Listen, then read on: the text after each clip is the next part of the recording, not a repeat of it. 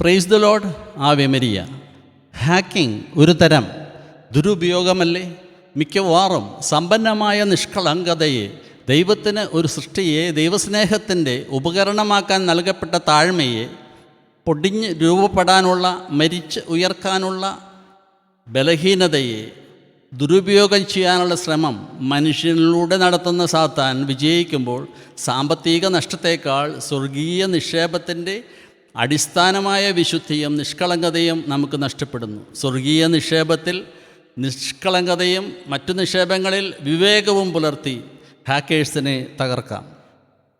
വചനം: എന്നാൽ സ്വർഗത്തിൽ നിങ്ങൾക്കായി നിക്ഷേപങ്ങൾ കരുതി വയ്ക്കുക, അവിടെ തുരുമ്പും കീടങ്ങളും അവ നശിപ്പിക്കുകയില്ല, കള്ളന്മാർ മോഷ്ടിക്കുകയില്ല. വിശുദ്ധ മത്തായി അറിയിച്ച നമ്മുടെ കർത്താവ് യേശു മിശിഹായുടെ പരിശുദ്ധ സുവിശേഷം 6-ാം അധ്യായം 20-ാം